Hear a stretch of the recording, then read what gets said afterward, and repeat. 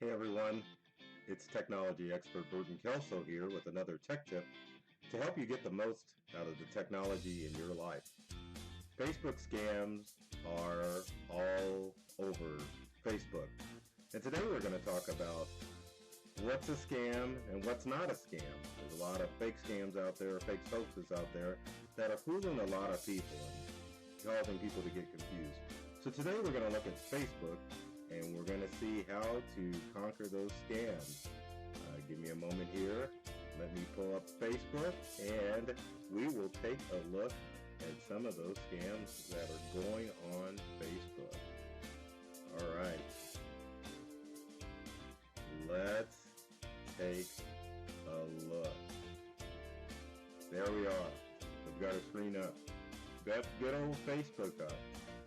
One of the most recent scams that has been going on is this one here.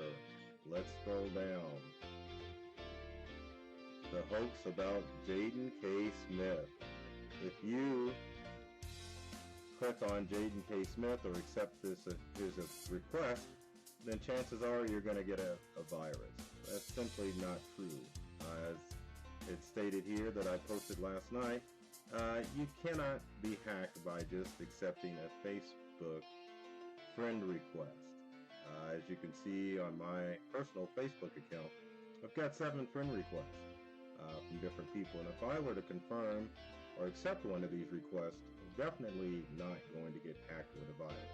But there are specific things that you can do in order to tell if a Facebook account is in fact a fake Facebook account, because a lot of that is definitely going on with hackers creating clone accounts in order to get access to your personal data. But to check and see if a Facebook account is in fact real, let's click on Steve's. It'll let us go to it. As you can tell, Steve's got a lot of his history out there. He probably doesn't want people looking at his stuff, but he's got that information out there. So I can see this from Google. I can even see this information on Facebook. Another thing people don't realize with Facebook is if you go out and you Google someone, let's go ahead, even though Google will drop, I typed it again. Old habits die hard. Let's type in John Smith and then just type in Facebook. And what happens is that you can find John Smith's profile on Facebook and a lot of John Smith's profiles.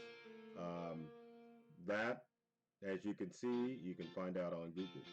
John Smith this is for a public profile page. If we go back, we can definitely go and find another John Smith profile. And as you can see, Google allows us to see the John Smith that we looked at and other John Smiths out there on the internet. And if you click on someone's profile, you can definitely get all that information about this person. So let's say I wanted to clone John Smith's profile. Essentially all I would have to do is right click, copy his cover profile and copy his profile pictures. And then I can copy some of his info information, and then I've got what's called a cloned account.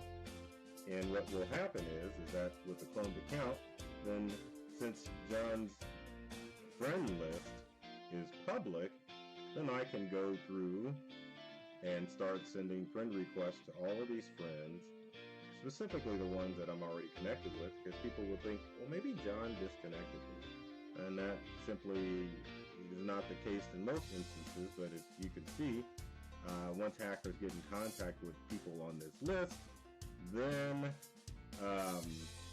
they will accept that request, and then I can start sending out spammy email or Facebook messages, which will then lure these unsuspecting friends to a website which will infect their computer. So how can you prevent this sort of thing happening, from cloned Facebook accounts to messages that come through in Facebook Messenger, like this one here? Sorry, Jana, but there's another message with Jaden K. Smith. So messages like this, if you get them, you just ignore them. Or inform the person that hey, this is a fake message, and don't send this out. So what I would do in this instance is I would go back to my home page to help old Jana out. Once I'm on my home page, then I can copy my hoax alert message. If I can click on it, there we are. If we can get back to the feed, so many people tag me in this. Okay, there's our original message.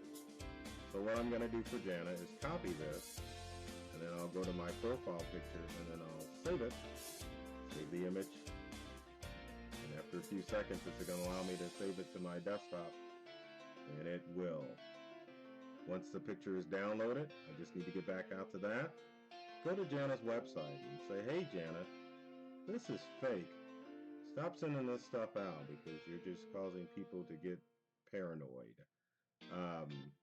But let's open our graphic so that we can let Jana know that this has to pertain with Facebook, and it's got the topic hoax alert.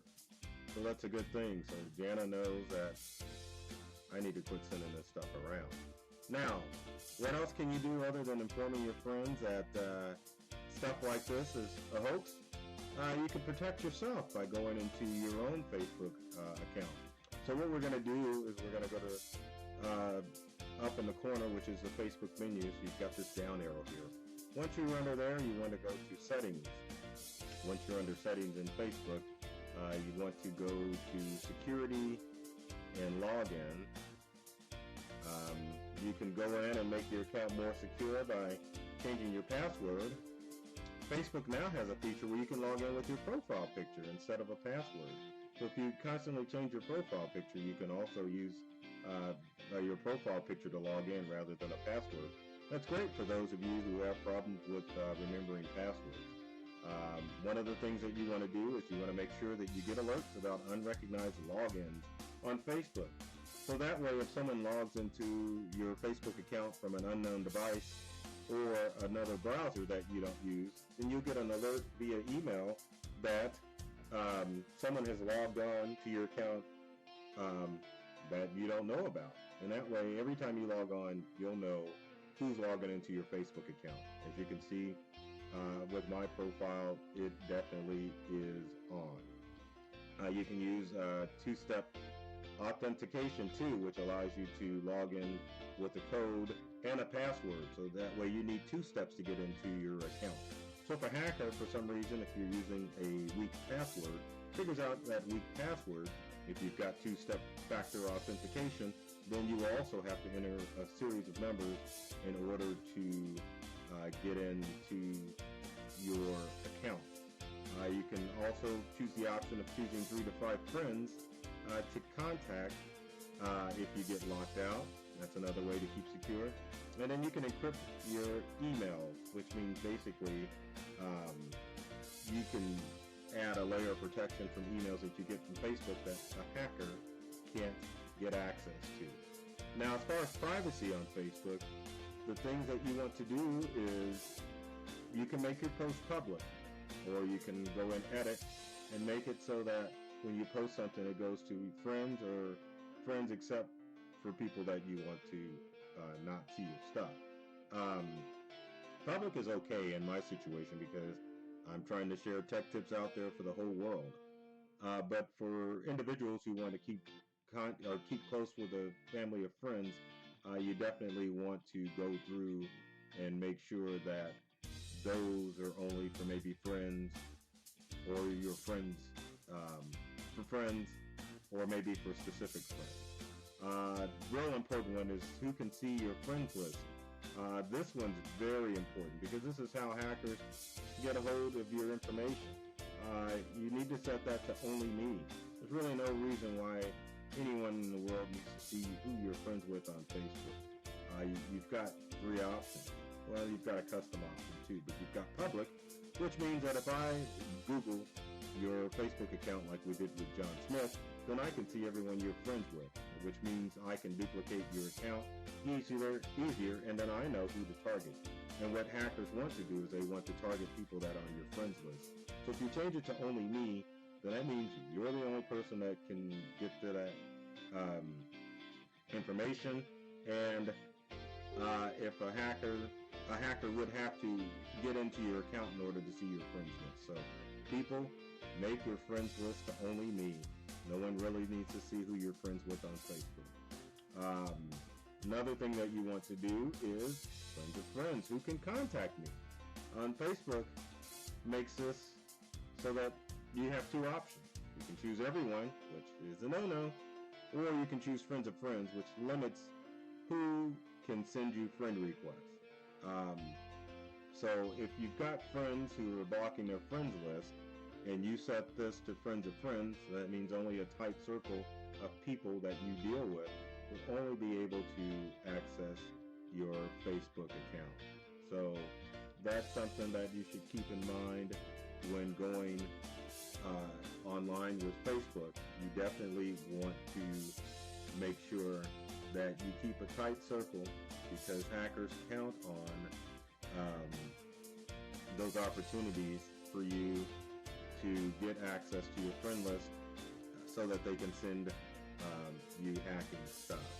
So the things that you want to watch for are the phishing scams with email. So if you get any message in Facebook and it's not from, if it's telling you that you need to watch out for something or click on that link in your messages, you can definitely ignore that information. Here's one here that's suspect under message requests for messengers. Guy says that he saw my videos and he finds them very useful, and we're not connected on Facebook. I'm really not sure about this individual, so I am just going to click on ignore, and then that way that message is gone and I don't have to worry about that individual. The other thing you want to watch for too is the duplicate Facebook account. How do you find out if you've got a duplicate Facebook account? Pretty simple. You could just type in your name, and I'm going to type in Burton Kelso up here, and then we're going to do a search in the Facebook search window up here. As you can see, there's me, and then there's my public page as well. So if you do a search on yourself and you see that you've got two people accounts, then you know that someone has created a duplicate Facebook account for you. And luckily I have such an unusual first name that it would be pretty instant that I could find someone if they created a fake social media account. So there you have it. I hope these tips give you an idea what to look for when you're on Facebook. There's a lot of scams out there. You can definitely check out Integral or check out my Facebook page if you have any questions about any of the scams that are going on out there in Facebook land. There you have it, and there I am. As always, if you've got comments or questions about this tech tip, leave them in the comment section below. You can check out more great tech tip videos like this one at Integral. We've got at Integral's YouTube channel. We've got tons of videos on YouTube helping you get the most out of the technology you use in your day-to-day life at home or at work. We're all over social media too, so check us out on Facebook, LinkedIn, Twitter, Instagram, and Pinterest, and Google Plus for those who still use that out there. And as always, take care of yourself and do many things to make you smile, and